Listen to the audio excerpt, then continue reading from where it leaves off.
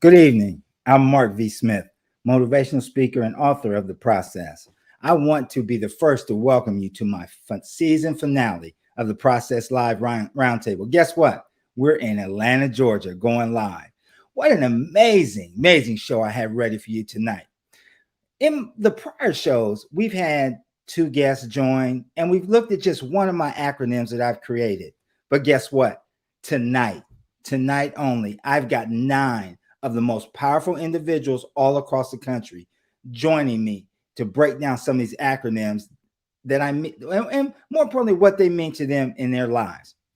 But before we kick this off tonight, let me tell you what my theme will be with a short signature message that you will view over the next 90 minutes, and as it truly unveils itself today. Daily, as each of us arise and prepare for the day, we choose to look in the mirror. It is at that point the habits that we form eradicate fear within every storm we encounter. This is how and why our glow gives us the wisdom in the creation of our legacy. It's that time. It's that time to get this party started. I will see you soon.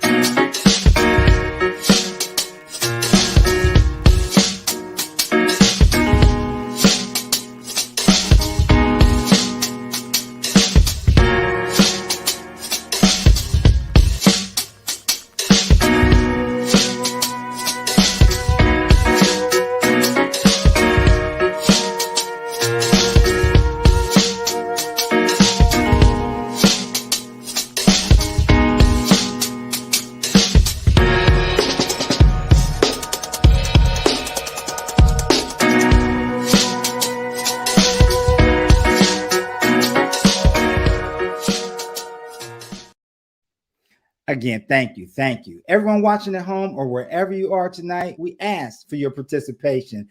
Hit comments, ask questions. We love the feedback. I've just mentioned that I've got 9 of the greatest mentors, change agents, assembled this evening. I'm going to introduce them one by one, and I want them to tell you a little bit about who they are. First and foremost, our host for tonight, Mr. Juan Melesi. Juan, are you out there? We can't hear you. You're on mute, I believe. That was Carla's fault. There we go. Hello, Mark. Hello, everybody. Good morning. Good evening. Tell everybody a little bit about yourself. Okay. My name is Juan Melesi. I was originally born in Uruguay, South America. I immigrated to the United States in 1982. I'm married to Carla right here next to me. We have 3 kids, 2 grandkids. I'm a network engineer by trade. I'm a great father and a better grandfather. Perfect. Carla, while you're right next to him, tell everybody a little bit about yourself. Hi, I'm Carla Melesi, and I'm originally from Ohio, but have moved around since the age of 18. I joined the Air Force at 18 and traveled to England, and then we came back to Denver, and then from there I transferred to Atlanta, and we've been here for 20 plus years. So we may or may not stay here for retirement, but right now it's our home. Beautiful. Thank you. Thank you again for all you do. If all the listeners out there, if you might remember, they helped me kick off the show in Orlando. So again, thank you so much. The next friend that I want to bring to the stage, he and I have got some history. He actually at one point hired me to work with him at a nonprofit school. He is doing some amazing things right now in the state of New York. Mr. Derrick Ruffin. Derrick, good evening. You hear me? Yep, we got you. All right. Well, thank you for the introduction, Mark. My name is Derrick Ruffin. I'm currently the Chief Operating Officer at the Swedish Institute College of Health Science in New York City. Been in post-secondary education for about 22 years. between operations and admissions, and I reside in Nassau County, Long Island, and I'm excited about tonight. Yes, yes, we're all excited about tonight. All right, the next young lady, actually, when I worked, I did a stint for the state of Maryland as a workforce development trainer. And one of the people that they said that, Mark, you need to go watch her. You need to go listen to her and emulate some of the things that she's saying, because I think you would benefit from watching her train. And she does a phenomenal job, and she's an award winner in the state of Maryland for the Department of Labor, Miss Anvenette McDonald in Maryland. Anvenette, good evening.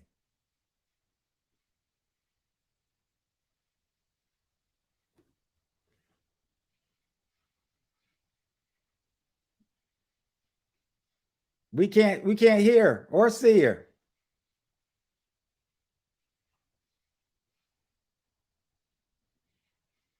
One second. We might be having a little technical difficulty.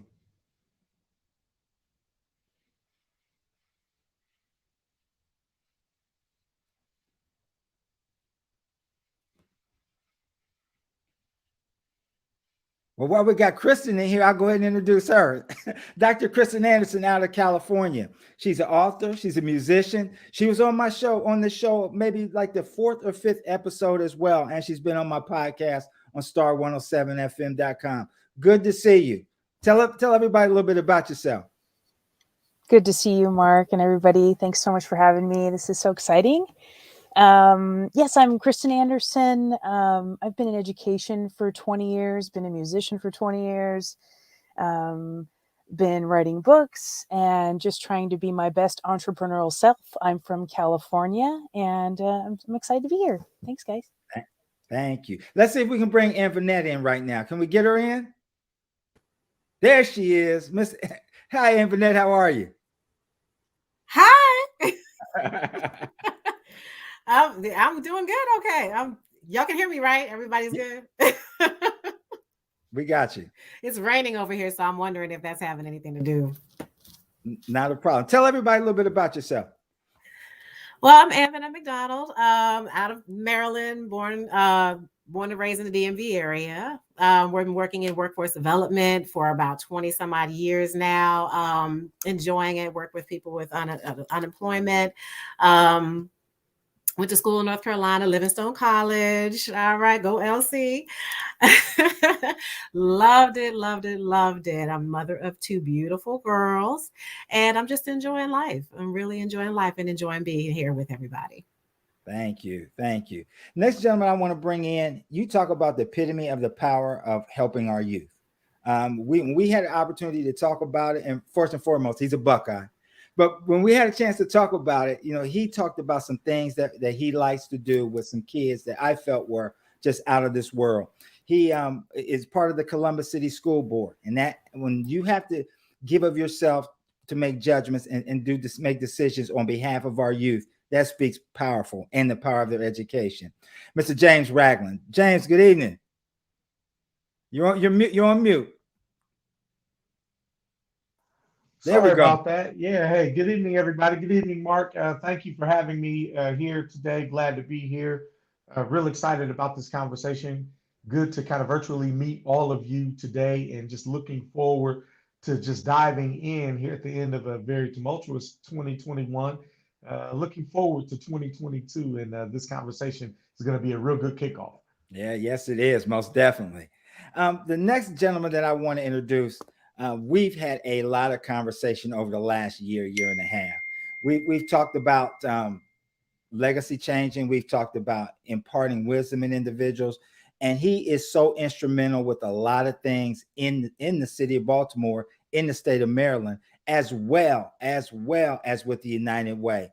He is taking things to another level, not only here locally. I'm in Atlanta right now, not only in Maryland, but also nationwide. And he's a great friend and truly a man of God, Mr. Terrence Allen. T. Allen, are you out there, sir? There you go. I'm here. Good evening, everybody. My name is Terrence Allen. I am from Baltimore, born and raised. I am a husband and a father. I have been working in the realm of human services for 10 plus years in different capacities. In my current role, I'm a director for United Way of Central Maryland, and I'm also an adjunct professor in human services for University of Baltimore, as well as CCBC. And I am extremely excited to be here this evening and to be able to engage and converse with you all. So let's get started. All right. All right. When I first started this podcast, I reached out to a lot of individuals and I said, kind of give me your feedback, give me your wisdom. What are some of the areas that I could work on? What are some areas of opportunity? I don't say problems, I say areas of opportunity. So what are some areas that you can actually allow me to see me grow in and see me push to get to other levels? So this gentleman took the time, not knowing anything about me. We had about an hour and a half conversation, and we broke down so many things that actually are intrinsic and powerful about being able to speak, be able to be a motivator, as well as being true to yourself. He is actually one of the nation's leading speakers out of Mobile, Alabama.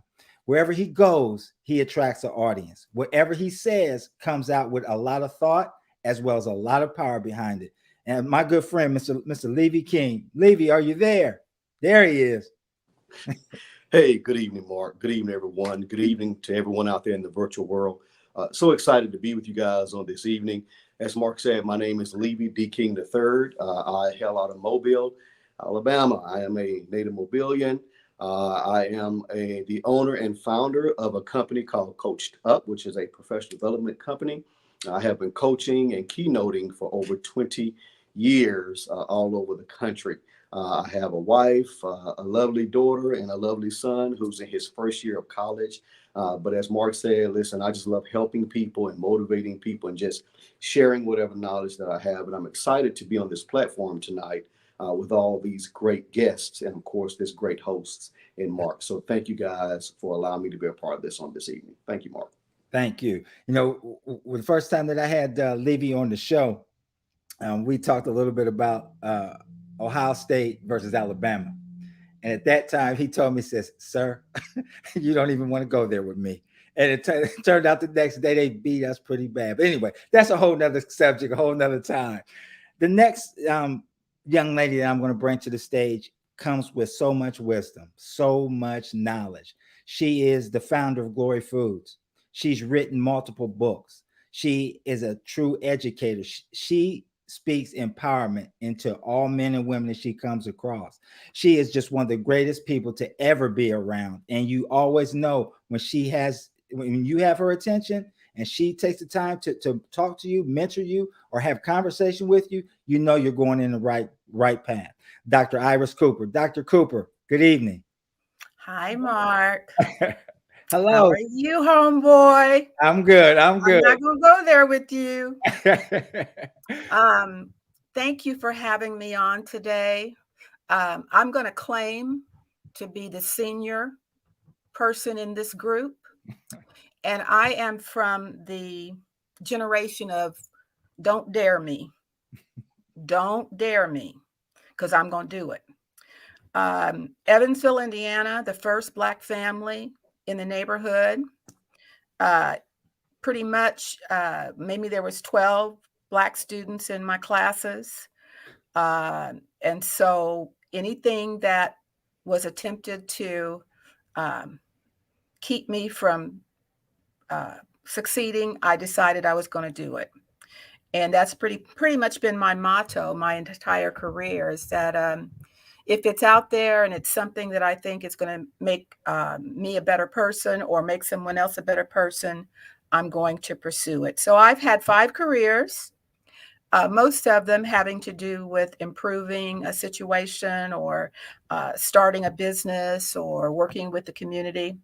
But right now, my goal is to share what I've learned over the last 30 plus years with others, so that I can leave a legacy of improvement. So I thank Mark for having me on here. And I know this is going to be an empowering session for us as well as for the audience. Thank you, Dr. Cooper. Again, we want everybody to chime in, to log in, to key in. Prior to us going live tonight, each of our guests had a number. They chose a number. And those numbers correlate to one of the acronyms that I've written about in my messages. They've really not had time to prepare or rehearsed. So what you're going to hear tonight is truly raw, and it's going to come at them, and they're going to come to you right from the heart and soul. So and I think that's important.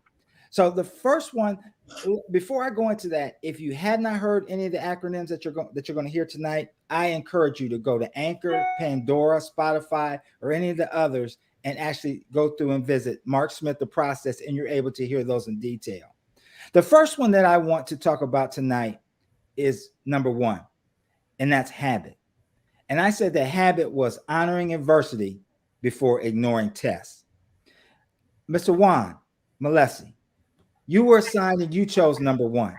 What does honoring adversity before ignoring tests mean to you in your life? I give it some few minutes of thinking about here. Adversity. It's a interesting word, and from personal experiences, I will say that there's 2 or 3 adversities that most of us will experience in our lifetime. An emotional adversity, a financial adversity, and even a health adversity. It's something that we all go through. We lose a parents, a brother, a friend. So that's an emotional adversity. Financially, not all of us were born with money in our pockets. We have to. I came from South America. I had $350 to my name when I came here. I'm not a millionaire. With my wife, we built a nice home and beautiful family. So, we didn't have to. I'm not one of those guys that say, "Oh yeah, he's, worth billions of dollars." I live a simple life, but we did have financial adversities. We struggled when we first started, or at least when I first started. Then you got the health adversity, in my opinion. Some people get, some of these nasty diseases, COVID, cancer, Alzheimer. We all have something that we have to go through. And to me is, how do you deal with these different adversities that you make it forward, how you go forward. So to me, there's important things that you need to have. One of them is if you're dealing with, for example, an emotion, the loss of a father or brother, it's you have to make peace. It's something that happens. You weren't at fault. You have to make peace to yourself that it wasn't your fault. Sometimes we feel that it was our fault because we didn't extend a hand or we didn't say something. We feel guilty sometimes. So that to me, it's something that you can't allow yourself to do that. You have to refuse to give up. You have to move forward. You can't be stuck. If you lose your mom, of course, I didn't lose my mother until I was an adult. But as a child, I imagine that's a huge adversity, and some of us might have experienced that. And you learn to go through this and come on top by just never giving up. Financially, to me, is just because you don't have, like I said, this tremendous amount of money, you're a winner because you have a great family and you raise great kids. So you are secure in your own family. You have to. So to me, it's embracing adversity is something important, because again, there's certain things that we have to go through your life. I mean, somebody once wrote, if you don't fail, you don't learn. And if you don't learn, you can't change. So, if you're going through some adversities, you have to learn about yourself. You have to, don't be afraid of failing, because you're going to learn something about either yourself or the situation that it happened. Mhm. So that's what I think about adversity, Mark. Mhm. You know, Thank you. I will say that one thing that you talked about is change, and change is inevitable. We're all going to, at some point, we all have to change. Anybody else, any of our panelists, what do you think? be truthful. Anybody? I was trying to unmute, Mark. I was trying to get in there. I was trying to get in there. I don't want to jump from where I'm going to go later, but I think one of the things that he talked about is, you really don't lose. Either you learn or you change. And, again, I have that as part of my acronym. But I don't think that you lose in any situation, right? Either you learn from it or you win the situation. So going through adversity, I think brings out the resolve in an individual. I talk a lot about grit and pushing through whatever circumstance that you're going through. So it was pretty good. Thank you. Anybody else? I feel like adversity, it tests you, it tries you, it prepares you, because life is full of challenges, and so having those times of adversity is something that, as Juan said, we all go through and that we will experience. But it also prepares us for something greater and for something better. So adversity shouldn't always be looked at as something, in a negative light, but something that really it tests you and tries you and really, sometimes puts you through the fire. On the other side, you come out, more clean, and you come out with a better understanding, a clear idea, a clear head. And so sometimes it's really to help us. Mm-hmm. When I wrote this acronym, I had to draw back and remember what somebody told me, and I talk about it a lot of times now, is that we collectively are 100%. 100%. Our track record of getting through situations, not problems, is 100%. Proof, case in point, we're sitting here talking about it today. So we got through it. So anything that we've gone through, anything that we go through, we are going to continue to manifest and go through it. So Juan hit something right on the head before we move to something else that I said, or before we move to the next one, is he talked about not giving up and refusing to lose. I go back and think about when I was a kid, a gentleman put RTL on my shirt when I was a kid playing Little League football. And I'm like, what the heck is RTL? He said, refuse to lose. Refuse to lose. Everything and every way you attack life, just refuse to lose, Mark, because you will never lose as long as you're pushing forth and giving it your best effort. You may not win, quote, quote, the trophy or win the award, but guess what? You learned a lot more about yourself and you didn't lose. So thank you, Juan, for kicking us off. The next acronym that I want to talk about is something that we all do every single day, is look in our mirror, right? When we get up, we take that snapshot of our mirror, and our mirror forms so many different things inside of us, whether it's positive or negative. Miss McDonald, mirror, managing internal reviews that remove opportunities missed. What do you think? What do you say? How does that apply, or how's that been applicable in your life? Oh, it's been. Oh, can you hear me now? Can you hear me? Got you. Mm-hmm. Okay, because I'm having issues over here. Okay, guys. Mirror. I actually was looking at this thing like, what in the world? Okay, all right. Well, managing internal reviews that I'm sorry, that remove opportunities missed. And I looked at it saying, yeah, that I do that every day, managing internal reviews every day. I look in the mirror and, you have to give yourself that pep talk. You have to give yourself that oomph. There are days that, you're not feeling it. And you got to, look in the mirror, and it's the first thing you do in the morning. I think a lot of us, we go into the bathroom, we get ready to, get the shower, brush our teeth, and we're standing in front of that mirror and we're faced with who we are every day. And so in the mirror every morning, that's my first thing, is I'm giving you the pep talk. You're going to be okay today. You woke up this morning. It may get harder and harder every day to get out that bed, but you got out. You made it out successfully. And no matter what the day is going to bring you, you're going to be okay. Okay. Nobody knows you better than you know yourself. Okay. And nobody's harder on you than you are on yourself. So these are the internal things that these are things I say to myself every day. Just to kind of, get myself pep, get myself moving, get myself smiling, because, you have things, everybody has an issue. Everybody has, their things that they go through every day. And, some people's may seem bigger than others. I hate it when people say, you might have bigger problems than I have. No, I got different problems. I have problems. Okay. I have my problems. Your problems are your problems. It's what God said that you can handle. And my problems are my problems. It's what God determined that I can handle. Okay.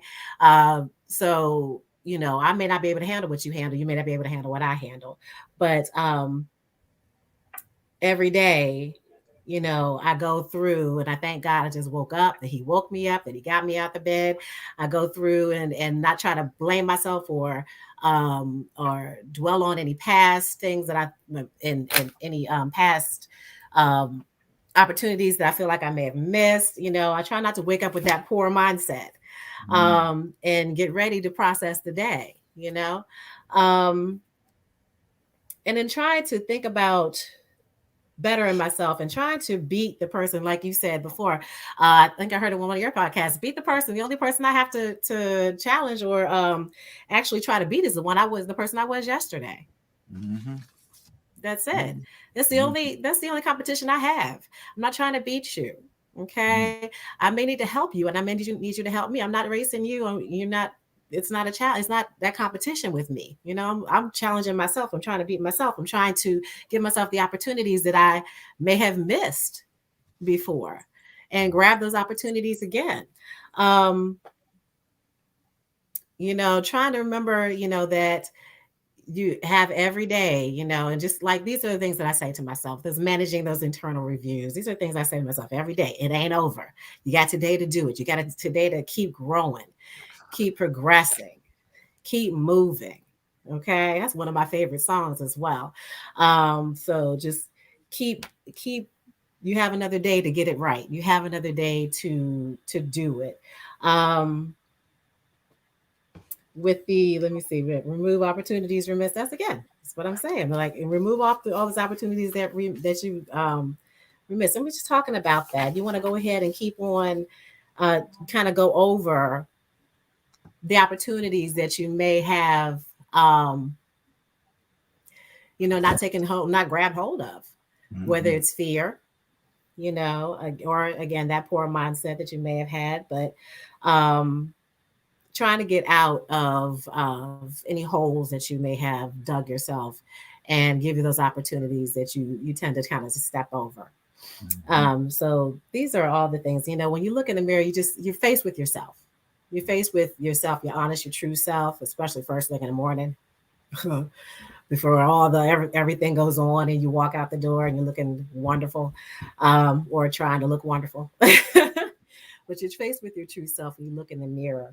At least I know I am, and I got to give myself that pep talk every day. You're going to go out here, you're going to touch people's lives. You're going to, you may fail, you may succeed, you may need another day to get it right, but you're going to go out here and you're going to do what you can do. You're going to do the best that you can do today. Absolutely. Okay. Absolutely. I say all the time, we have 86,400. That's what we got. We got 86,400 seconds in a day, in a 24-hour period. What are we doing in that 24 hours? We can't carry it over. That's not at all. You cannot carry it over. So that's right. When I wrote that, and I thought about the second portion of remove opportunities remiss, that means when I'm done with that day is history. I can't replay that day. There may be some things that I should have learned, like Juan talked about. I should have learned from some of that adversity to help me move forward, grow forward, not go forward. But I should be able to take those 24 hours, maximize those 24 hours, and look forward to the next day. Anybody else? Anybody else got anything on managing internal reviews that remove opportunities remiss?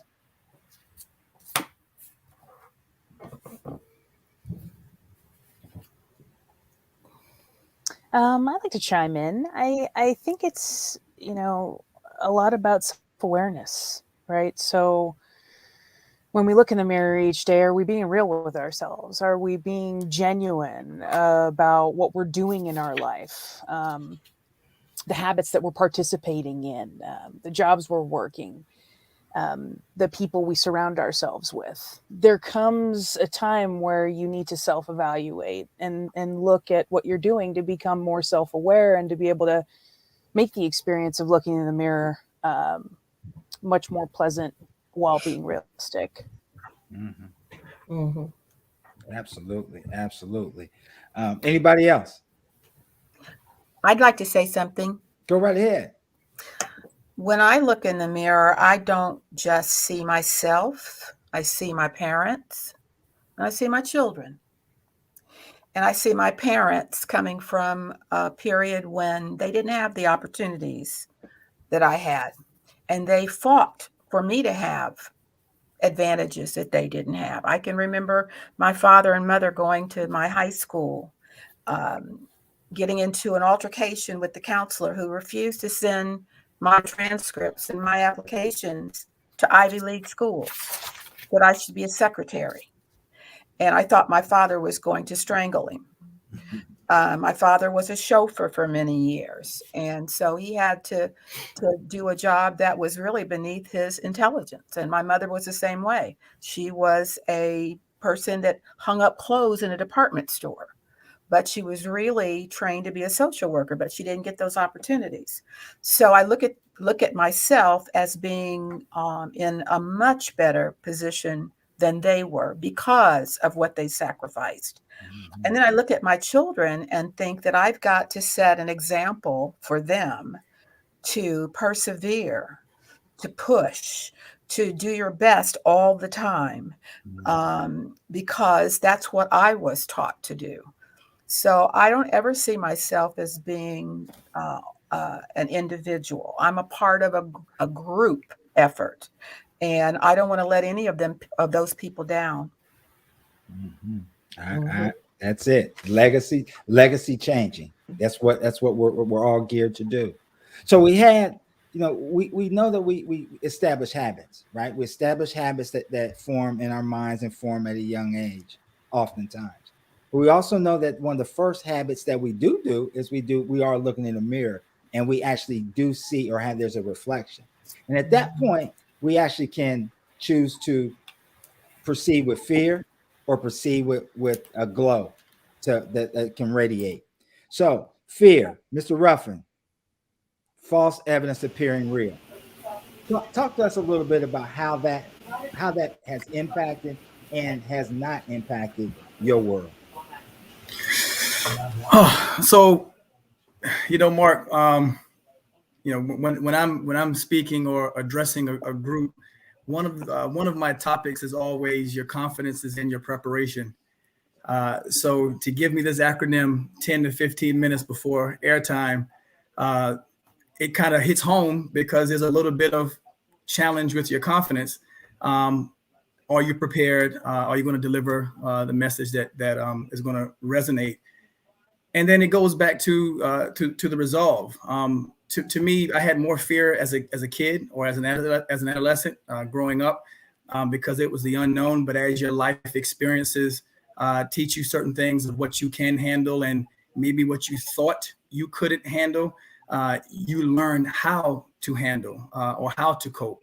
We talked a little bit earlier, I want to say about what you learn and how you respond to that. So, I'm sure everybody has heard life is 10% of what happens to you and 90% of how you react to it. But those life lessons begin to prepare you for future life lessons. So I look at fear now as, how much resilience you have to go through whatever it is that you go through. And I'm not going to get into, individual testimonies, but life has thrown curveballs at me. And as I'm sure they've thrown curveballs at a lot of our panelists, and you don't know what your next step's going to be. But what I've learned is if you just sit still, and I claim to be spiritual, right? I have my personal relationship with God, that whatever you're supposed to learn from that situation will present itself. So if you put yourself in a situation where you're like, I'm not losing, I'm either going to win or I need to learn from this situation, whatever direction you need to go in or whatever that answer might be, will present itself. And another thing that I like to speak on when I'm addressing a group is teachability. I always say teachability is a willingness to learn multiplied times your willingness to change. Most of the time on a scale of 1 to 10, a person's teachability is usually a 9 or a 10. But if your willingness to learn is a 9 or a 10, but your willingness to change is a 0, well, 10 times 0 is 0 and you're failing. But if your willingness to change matches your willingness to learn, then you become teachable. And if you're teachable in life, then there shouldn't be any fear because no one has it all, right? So as you grow into who you are and who you plan to become or who you're trying to become. And I guess what I would say in closing is self-awareness, I think, is something that we all need to speak on. I think it's overused, this whole knowledge of self or self-awareness. But if you're truly looking to be a better you, if you're really looking in the mirror and you're really evaluating things that you do really well or things that, like you said, are areas of opportunity, then you can make that change within yourself. So, you become what you read, right? You become what you put into your mind, what you watch, what you program. If you're programming the right stuff, then the confidence is there, the preparation is there, and the change throughout your life is there. So that's what I have.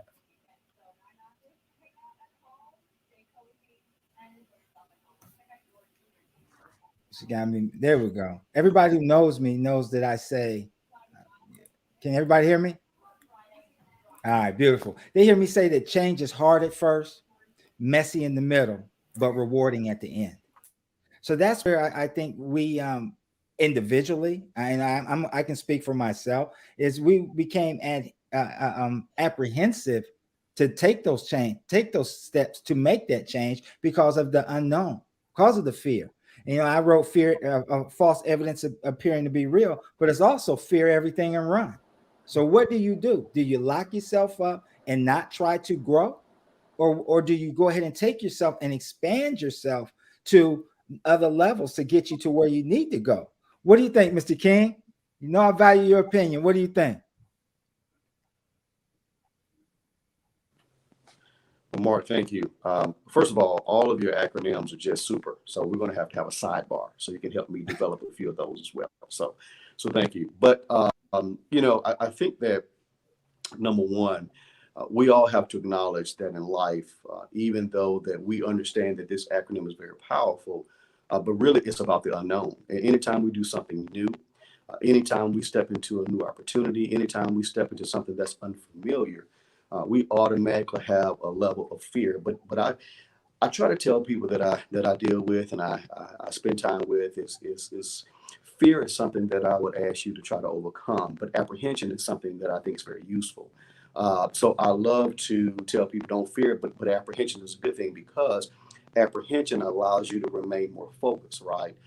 It opens up your antenna. It raises your antenna to allow you to prepare even better, deeper, more intrinsically, to be honest with you. So I think that if we teach people that don't fear, but definitely understand that apprehension is one of those warning signs that tells you need to work a little harder, right? You need to be more aware in order for you to reach your goals that you want to reach. So that's what I usually talk about when I'm talking to people about fear, to help them get beyond from one point to the next. Mm-hmm. Thank you. Anybody else? I think a big question that comes up is how to be fearless. And I think it's awesome to share all these great ideas about not having fear, but I think it's unrealistic for the majority of us, right? We are all experiencing it, all trying to combat it. So I kind of bounce it back to you guys on what are some ways maybe that we can help one another move past fear, because we can't eliminate it, but maybe work through it and move past it. Maybe some practical ways that we can offer one another. Good stuff. I would send that question to, if I could, I would send it to Juan. He kind of told you a little bit about his story. He came over to this country with not a lot of money in his pocket. He worked extensively hard inside this country. Married, brought his mother and father to this country, brought his brother to this country, made a true life for himself and his family, and continues to help people all across the globe build themselves. So, Juan, how would you answer that question of being fearless? Well, I think it's having fears. To me, is something that you welcome it, because it makes you think, why am I afraid of these? What is causing me to be afraid of these? So to me, that means that you are going to learn about yourself more than anything. You're going to learn about how you react to certain situations, have a purpose. So that fear that you feel, it's, becomes second nature, if you will, something that you put to the side, but it doesn't stop you. Um, as you said, when I came here to the States, I didn't speak a word of English, and for the first 2 years of living here in the States, I was terrified of answering the phone, because if I'm talking to you personally, you could tell that, oh, this guy's from a different country, he can't speak English very well. You try to help me communicate.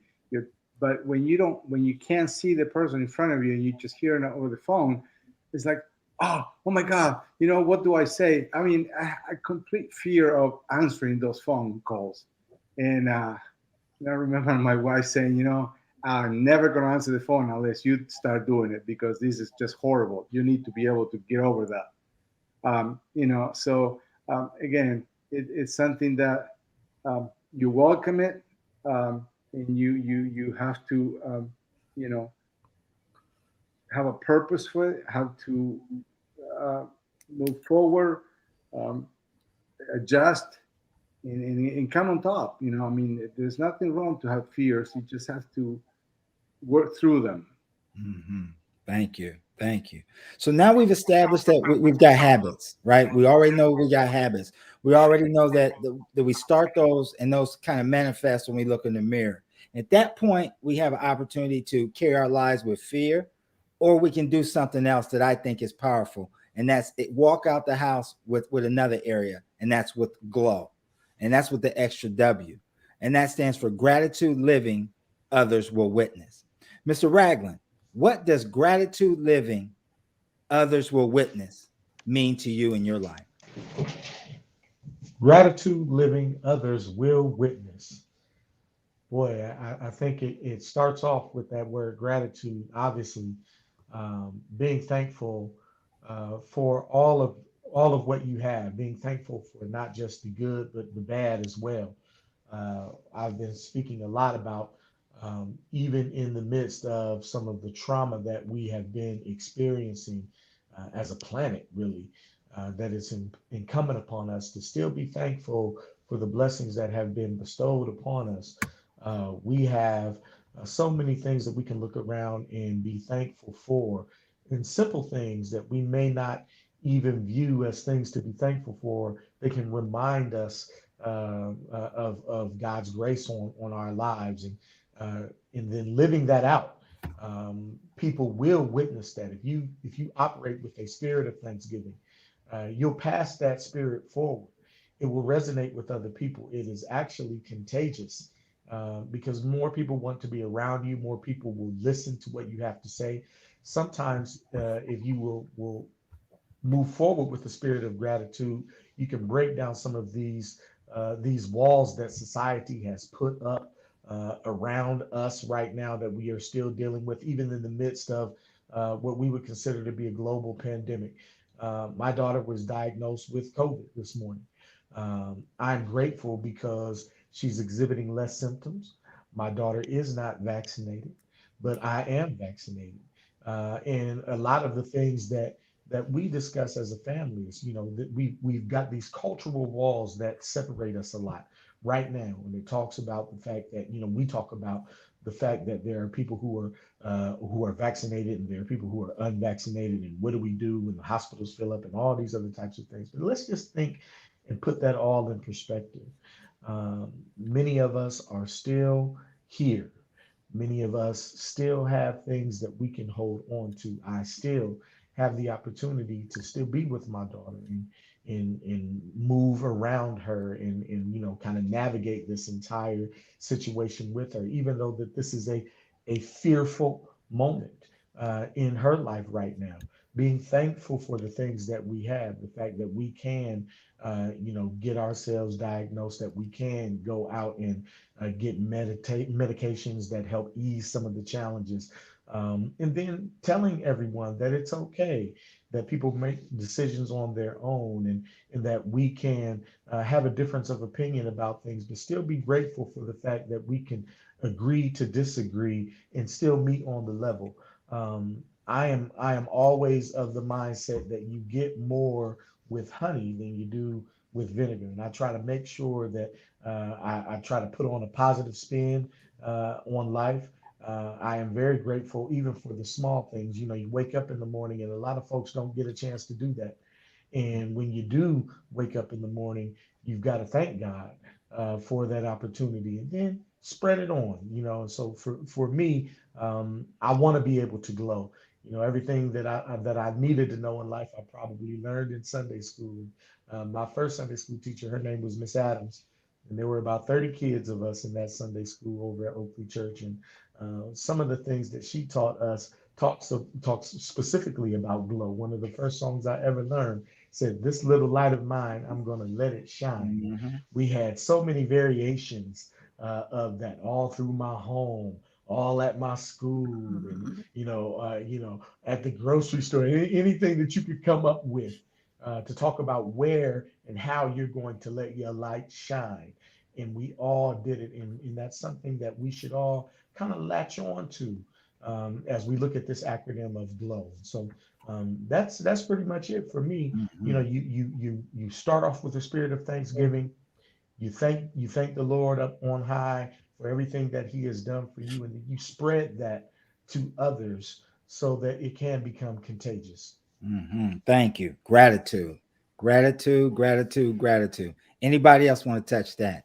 Gratitude living, others will witness. I think when people see you walking and living in your thankfulness, it attracts them. Um, they look at you and say, "Wow, despite what you're going through, what you have been through, you're still thankful. You're still giving thanks and praise."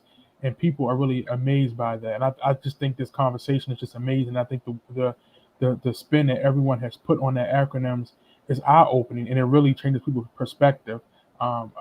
It's much more easier to walk around, and with a thankful heart as opposed to being ungrateful.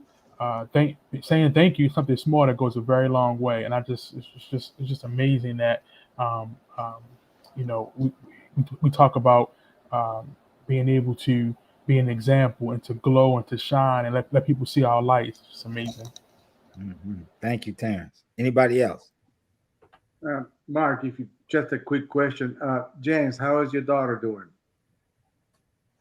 She is doing well. She just baked herself a cinnamon roll, and that comfort food is helping her. She had to call off work this morning. My daughter is an amazing young lady. I've got two children.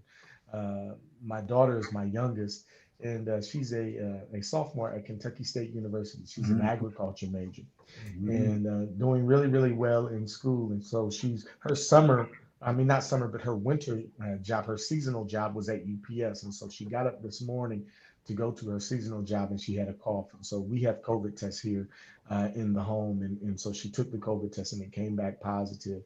She's exhibiting a few symptoms. And so she's on the other side of the home wearing her mask, but she's feeling really, really well. She's eating.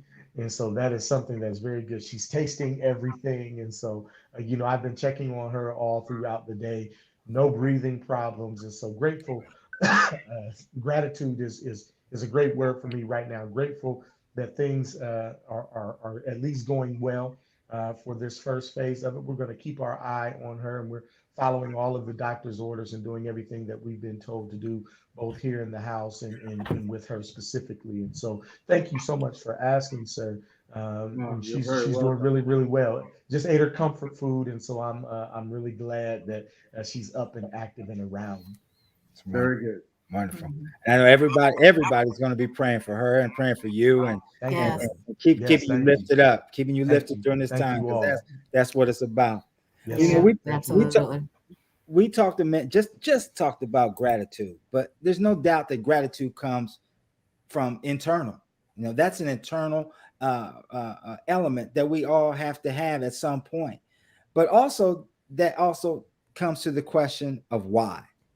And most people think of why. That's the first question that kids ask their parents, right? All of us that got kids, you say something to your kids, why? Why? Why? But why has a different spin that actually locks into gratitude as well as the internal. And I'm going to ask Carla Melesi to kind of tackle that one. Why? For this purpose, why means something different. It's welcoming the happiness within yourself. Carla, what does that mean to you? Well, most recently, after COVID, um, what what happened to me was I lost a job of 27 years in the IT industry for a major retailer, and we had we had prepared long and hard for retirement, but didn't expect it to come so quickly. Uh, but you know, with all the stress of corporate America at times, I was ready for a change, and so I did take a moment to say, why not me? Why not retire? Try something new. Do something different. See see how it feels. I'm still feeling around for that perfect balance of what I want to do, but I have a mission now, to do some sales, and I really enjoy it. You know, as I packaged and shipped off deliveries this year for my shop, I just felt great about knowing that I was helping someone have a wonderful Christmas. Um, it's a lot different than the pressures of corporate America and having to deliver on a daily basis new functionality, new features for a retailer, and having your own little small shop that you're practicing your own retail habits on. So I take a great pride in making sure that my customer service is top of the line because we're all customers, and the people I'm selling products for, I love them. They're from South America. They have a business that they've had in the family for years and years. They make beautiful ceramics, and I enjoy it. I'm having a good time. This year, my challenge to myself is going to be to go out to retailers in Georgia. Hopefully, mostly local first, and see how it goes. But to try to see who'd like to carry some of their products in their store, because my mission for this business was always to help them grow in the United States. And so I'm on a mission for them and for myself to have a happier work life, a life balance that I hadn't experienced in many, many years. So I'm very happy that I asked myself, why not? Why not me? That's right. You deserve it. You definitely deserve it. You know, I know exactly what you're talking about. Those who've heard my stories before know about the time that I get done at work presenting to a group of individuals, and I get knocked on. My campus president knocks on my door and tells me that our campus is closing their doors that day. I've invested may not have been a long time, but 7 years of blood, sweat, and tears and time inside an organization, and they closed their doors right around Christmas, back in 2018. So that is catastrophic. It sends you to a point of that it's almost like of no return. But then you realize that this was an opportunity that was removed opportunity that was remiss for me. That if that had not happened for me, then I would not be on a path of trajectory that I'm on today. So welcoming the happiness within yourself, definitely. Anybody else? Any other panelists?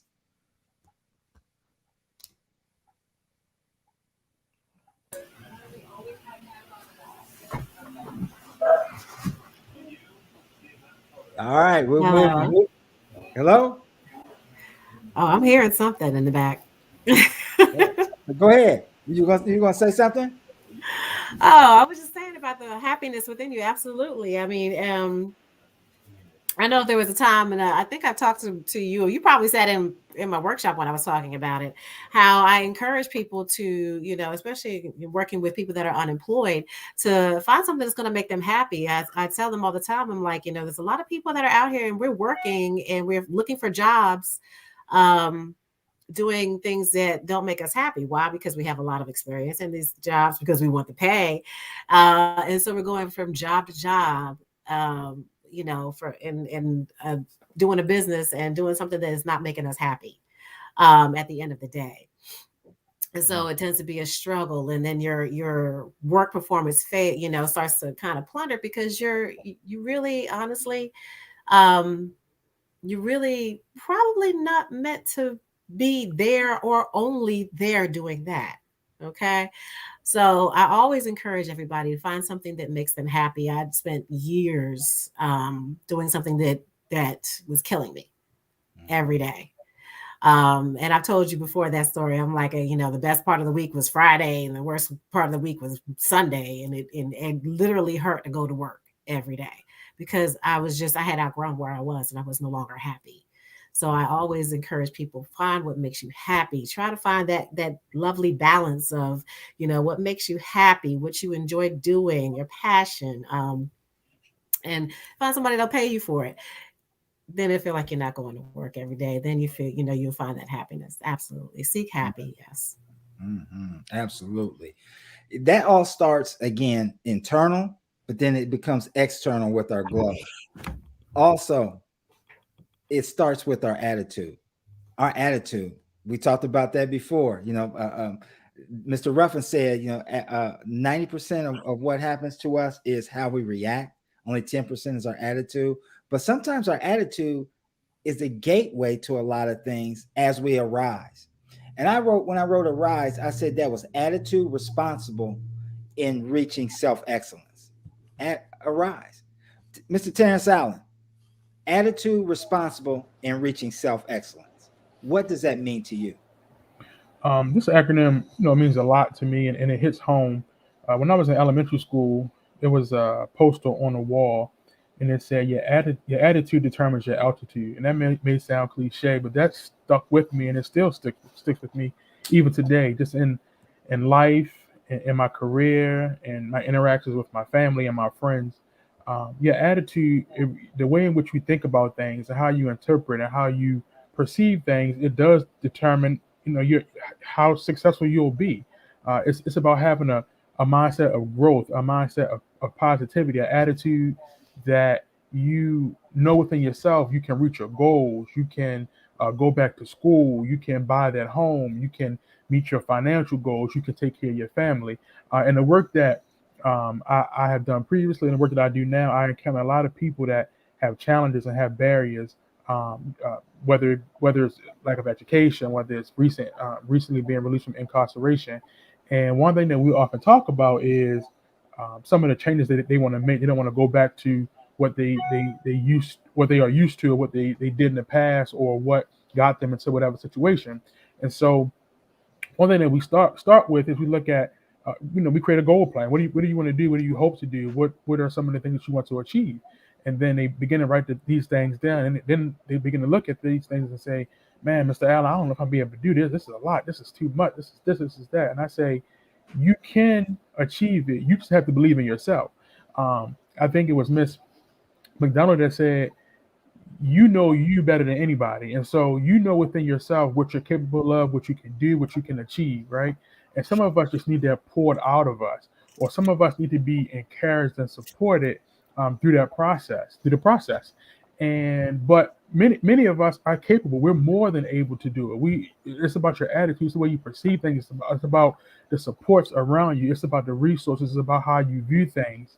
If you're constantly surrounding yourself with people that tell you what you cannot do, you possibly won't do it. But surround yourself with people who are like-minded, who have similar attitudes, who have attitudes of belief, who have attitudes of determination, who don't let their fear cripple them, but they let their fear inspire them and motivate them and prove their naysayers wrong. I also, when I think about arise, I think about the dictionary meaning of arise, which means to get up and do something.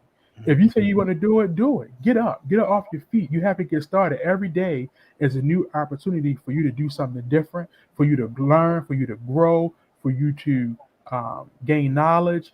And so faith without works is dead. So you can believe it, but you have to get up and you have to do it. Be about it. Move around. Don't just talk about it. Inspire yourself. Talk to somebody. Sometimes we get down and we need a little bit of encouragement from somebody. Have your mentors, have your people run that you can talk to spark your attitude, to get you, give you that spark to get you up and running. Because your attitude, like I say, as cliche as it may sound, your attitude really does determine your altitude. And that poster, it was purple, had a purple background, and it was in big words. And it just stands out. And I constantly think about that. That your attitude and how you think about things and how you perceive things, it does determine how far you will go, how successful you can be or you would be, and how you interpret things. And don't always think about things from a negative aspect, but think about it from a positive aspect, what you can do, who you can pour into, who you can touch, how you will glow, what's your why, what's your motivation, and all of those things definitely will help you to succeed. Mm-hmm. You've heard me say on multiple occasions at GI, as well as inside of the group, I have a simple formula, and that's words lie, actions lie, but consistency doesn't lie. Consistency never lies.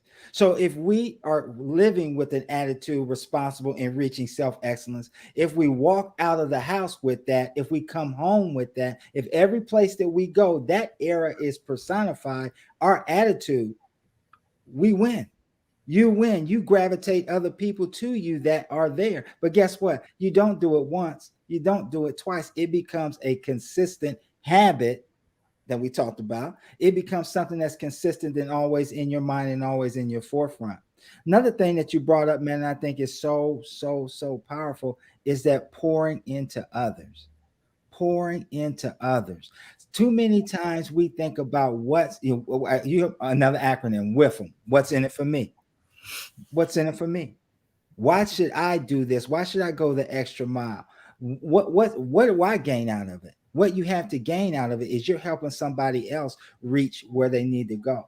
See, great leaders don't worry about themselves. Great leaders push people to get better than they thought they could be every single day.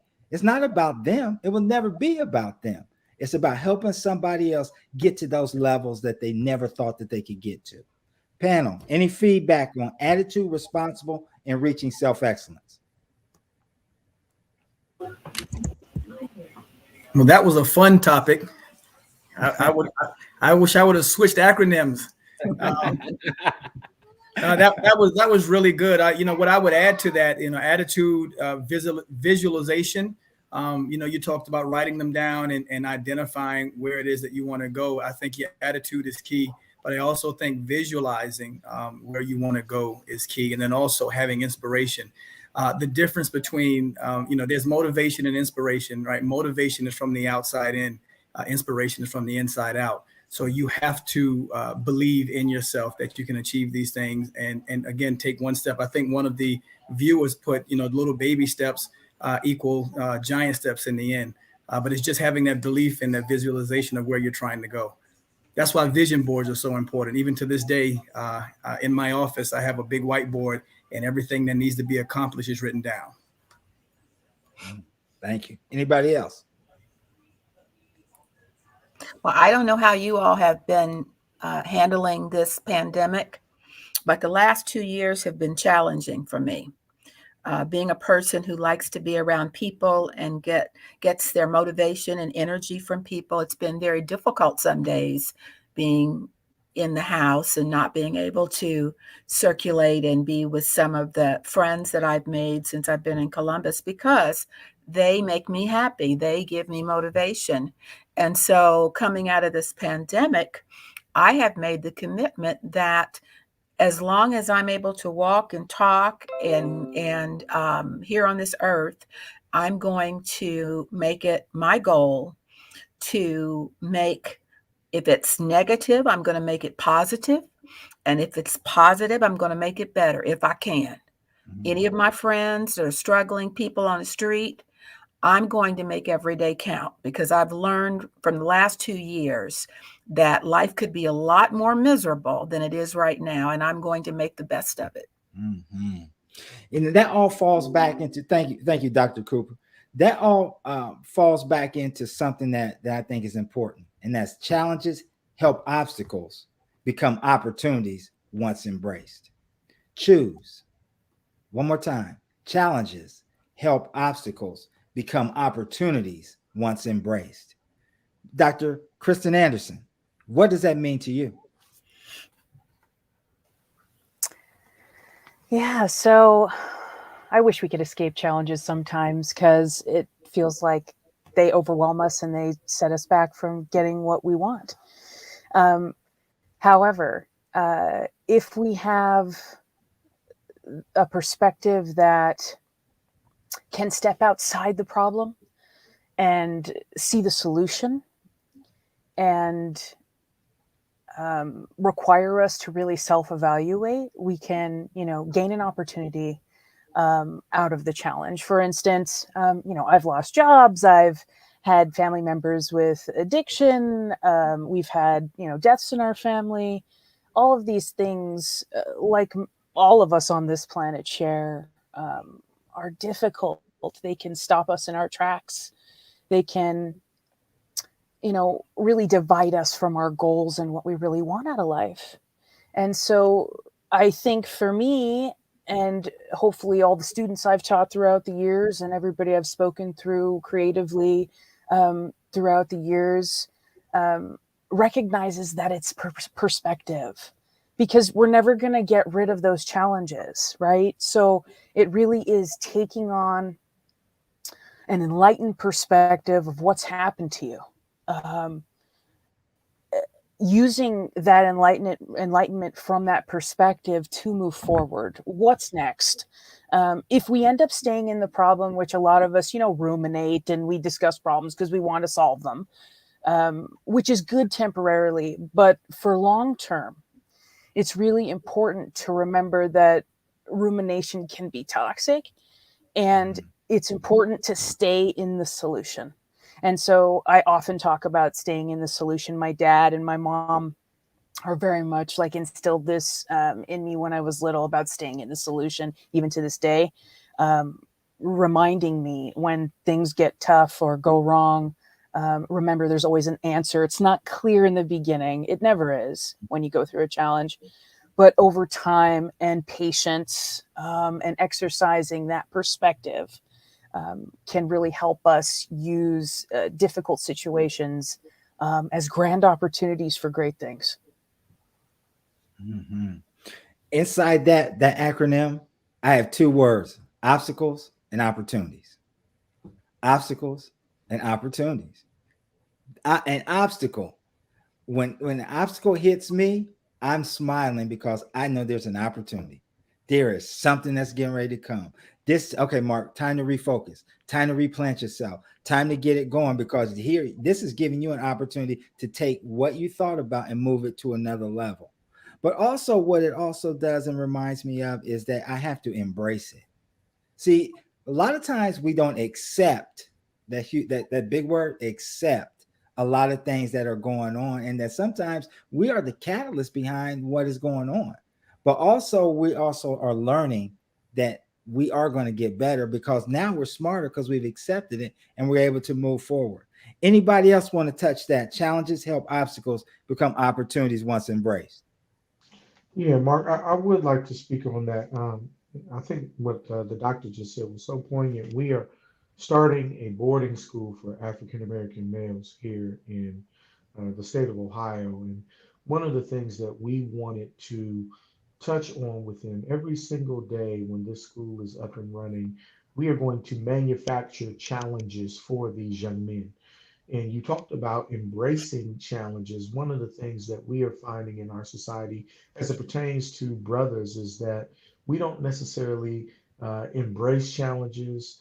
We don't necessarily know how to deal with challenges, particularly those that have been placed upon us that are systemic. And so we want to start off with these young men who will be in seventh grade going up through 12th, start off with manufacturing challenges to them. And then as they progress and get older, having them identify the challenges that exist and then present solutions that require the team to help solve them. And, you know, with challenges, as a society, we know that they are there. We shouldn't lament them. Oftentimes we do want to remove challenges, and that is the human nature. We want everything to be a piece of cake, but I think that we can measure ourselves by how we do overcome challenges, knowing that they exist, knowing that we can embrace them, and then look positively upon them. You know, particularly when we have crises. I had an old mentor that told me when there are crises, there are always opportunities. Yes, you can have the opportunity to change. Yes, you have the opportunity to learn. Yes, in crises, you have the opportunity to help others. And, we've got to try to reconfigure the way that we look at challenges in our society because they're never going to go away. There's always going to be something new for us to tackle as a human race. And, if we learn that it's okay and that we can identify those things and then use the collective to overcome them, I think we'll start to move forward in society in a much greater way than what we have even up to this point. Mm-hmm. Surviving trials and obstacles to remain motivated. A storm. That's something I wrote about very early, and I think is so key. Surviving trials and obstacles to remain motivated. Mr. King, you've gone through a lot of things in your life. What does surviving trials and obstacles to remain motivated mean to you?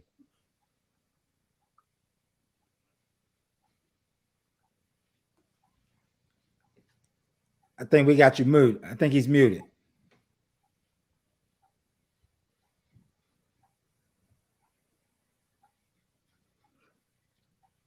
We still can't hear you.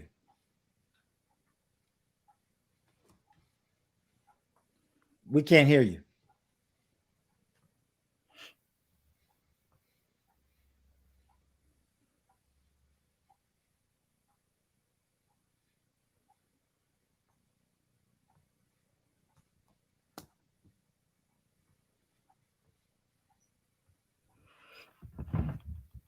No. No. All right, we're going to get it. We're going to come back to you. Wisdom is a key. You know, they said, I always write about and say before, knowledge speaks and wisdom listens, right? Wisdom is so powerful. Withstanding internal, because it starts all inside, right? Withstanding internal situations depends on our motivation. Dr. Iris Cooper, what does that say to you?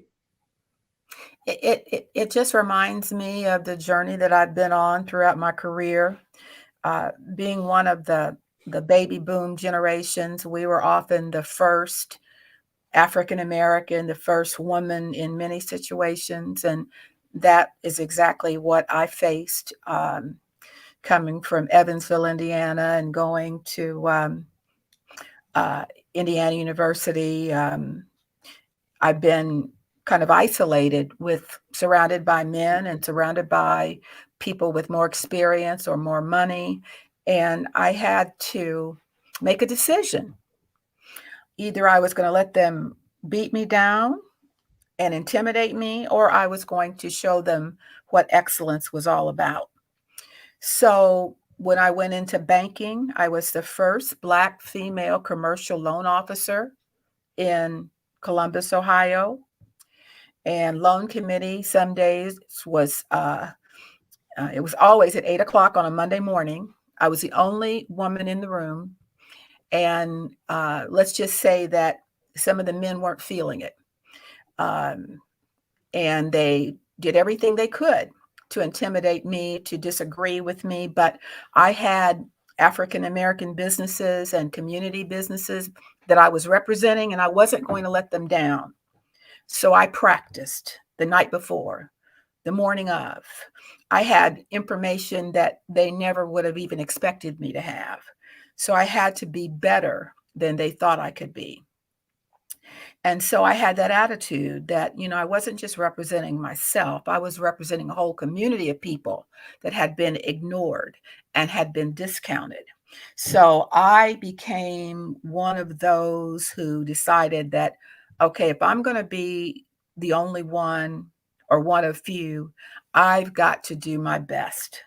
And that's been my motto my entire career is I'm motivated because I'm representing not just myself, I'm representing a whole race of people, a whole gender of people that have been discounted and ignored. And when I leave this earth, I'm going to leave on a platform that she did her best. Maybe she didn't always succeed, but she did her best. And she treated people with respect inside and outside the room. And I want to be that kind of role model for other people in those internal situations where it looks like all the cards are stacked against you, that you can still win. Mhm. That's right. You will win. Mr. King, are you there? Can you hear me, sir? Are we We good? got you now. We got you I now. just survived a storm. That's it. That's it. So how did that just that example of surviving the trials and obstacles to remain motivated? How did that feel? Well, I'll tell you like this. When it comes to storms, you know, one of the intrinsic things about storms is we really don't know how long they're going to last, right? Sometimes storms last for a longer period of time. Sometimes storms last for a shorter period of time. But the one thing about the storm is I think most people forget that none of us travel or journey through these storms alone. It is always someone else that's affected by the storm as well. It places a weight on other people beyond yourself. So the one thing I try to tell people is when we're looking at a storm, remember that you're not in this thing alone. You have other people that are innately ready to be able to help you travel through. 2013, I experienced a very heavy storm myself. It is probably one of the most unfortunately, memorable storms that I've ever dealt with. And I was involved in a really bad car accident. And so I lost my job because I couldn't return to work, which affected my income, which affected my attitude, which affected my perception, which affected my reality. And so I had to really sit back and reassess on what was I going to do. And that storm, not knowing, that storm propelled me into the journey that I'm journeying in right now. But in your acronym, Mark, it says surviving trials, obstacles, remaining motivated. Well, to me, when I view this acronym, to me, the most important word is surviving, because you can't make it through the storm if you're not committed to surviving. But we have to understand what surviving actually is. Surviving is just not simply making it to the other side, right? Reaching the other side of the valley once we come through those storms. But it's really about making it to the other side with as much of our original holistic self as possible. So we have to make sure that we are mentally acute as we fight through the storm. And I'm not offending people, but when you're going through a situation where it's heavy, we have to fight. We have to commit within self to say, no matter what happens, I'm not going to give up. And when I saw this topic here, Mark, it brought to mind one of my most favorite quotes that I lean upon, and it's from James Baldwin. And James Baldwin stated that not everything faced can be changed, but nothing that is not faced will be changed.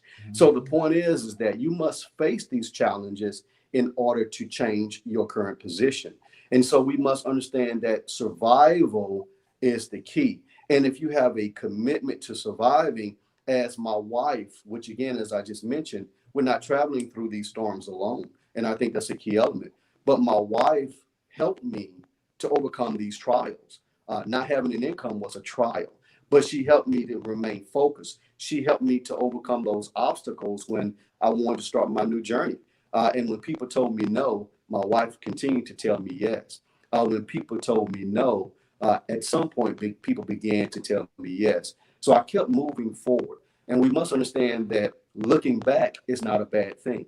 Looking back in your storm is a good thing because it reminds you of what you've already achieved throughout your journey, throughout the storm in the first place. And then you must remain. You can't run away. You can't flee. And sometimes when the change is not matriculating as quickly as possible, maybe we're not reaching the bar as quickly as possible. Maybe we're not attaining our goals as quickly as possible. Maybe the storm seems it is becoming smaller and smaller around us and becoming tighter and tighter and more rough, more tenacious. Sometimes we want to flee, but I always tell people, look back and see how far you've come. And if you do that, I believe it'll help you remain motivated, because seeing things that you've accomplished feeds your inner motivation. It allows you to know that you can achieve. And your achievement coming through the storms allows you to share your story with other people. So when they fight through those storms, you're able to show them that you made it.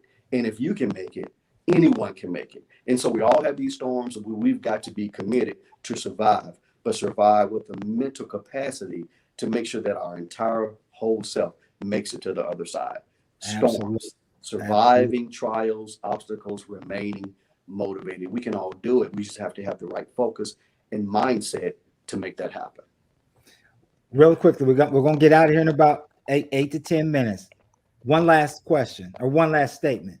We'll start with you, Levi. If you can leave everybody listening tonight with one word to carry with them while they go through the storm, what would that word be? One word. Hopeful. Hopeful. Juan and Carla, each of you, one word.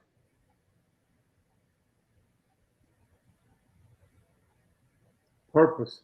Purpose. Carla. Forward. Forward. Mr. Ruffin. Determination.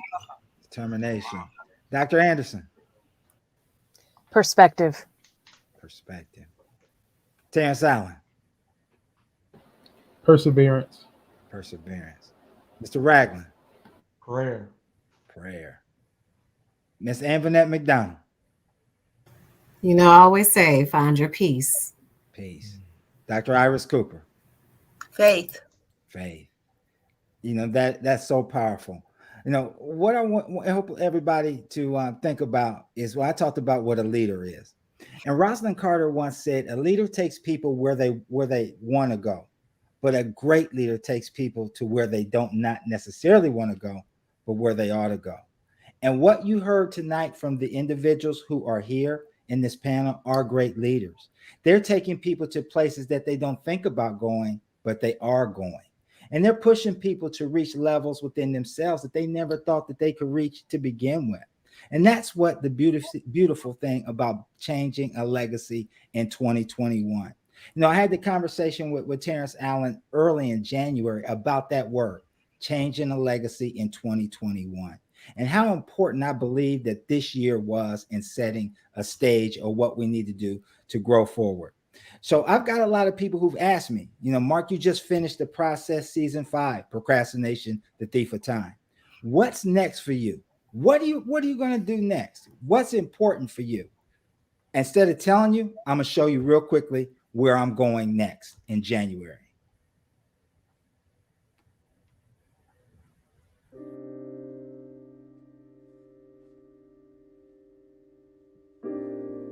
Every day starts different for each one of us. Let's start with something that is consistent, and that is each day life brings lessons. We're seeing going to work daily for the ones we love.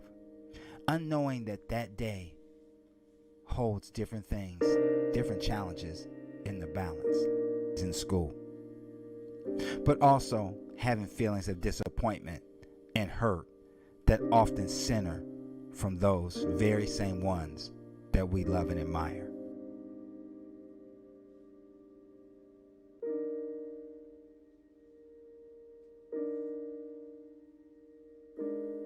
Planning for the future, life, starts in our adolescent years, enjoying our days in school. There are special moments that occur in our life that we had dreamed of, longed for. But sometimes as well, disappointment seems to set in because there's no one there to share it with. What else is constant is the transition from adolescence to adulthood and the responsibility that this brings with it. But then there's something else called pressure. Pressure. Pressure from daily life sometimes can feel insurmountable. And oftentimes, the ones we love feel that pressure without understanding the why. It is then we learn that there are truly times when knowledge did speak and we failed to listen. We also know then and say to ourselves then, if I only knew then what I know now.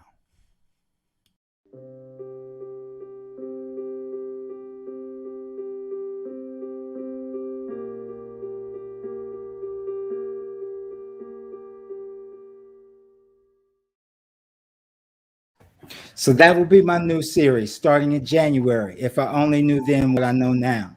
I think it's important that we continue to build off where we are and where we need to go. What are we going to do in 2022? Are we going to continue the path that we're on, or are we going to change the true dynamics of where society has us to move to another level? So you also can take a look at that season debut that's going to be released on the 8th on Star 107 FM, as well as Anchor, Spotify, and Pandora. I want special thanks to all my guests tonight, all my friends. They're not guests, they're friends.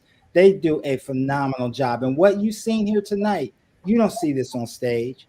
We're so blessed to have this virtually from a wide variety of individuals. So I truly, from my heart and soul, I truly thank you for all your time, effort, and everything that you've done tonight.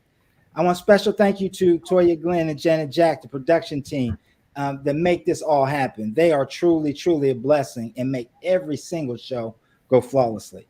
I want to thank my wife, not only for being an inspiration, but helping me review a lot of the material that I go through.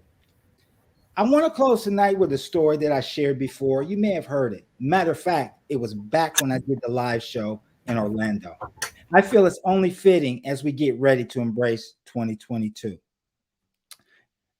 A woman was diagnosed with a terminal illness and was given just 3 short months to live. She asked her pastor to come to her home and discuss her final wishes. She told him which songs she wanted sung at her funeral, and what scriptures to read, and which outfit she wanted to be buried in. Then she said, one more thing. I want to be buried with my fork in my hand. The pastor was surprised. The woman explained, in all my years of attending church socials and potlucks, I've always remembered that when dishes of the main course were being cleared, someone would inevitably lean over and say, keep your fork. It was my favorite time because I knew something better was coming, like velvety chocolate cake or deep dish apple pie, something so wonderful. So I want people to see me in that casket with a fork in my hand and wonder, what is the fork for? Then I want you to tell them, keep your fork because the best is yet to come. The pastor's eyes welled up with tears of joy as he bid the woman goodbye. He realized that she had better grasped heaven, better understand heaven, and really knew what was coming on as something better was coming. At the funeral, when the people asked him why she was holding the fork, the pastor told him of the conversation she had had right before she died. He said he could not stop thinking about the fork and knew they probably would not be able to stop thinking about it either. He was right. So the next time you reach down for your fork, let it remind you ever so gently, the best is truly yet to come. Friends are a very rare jewel indeed. They make you smile, encourage you to succeed, cherish you from time to time, and you have memories to share.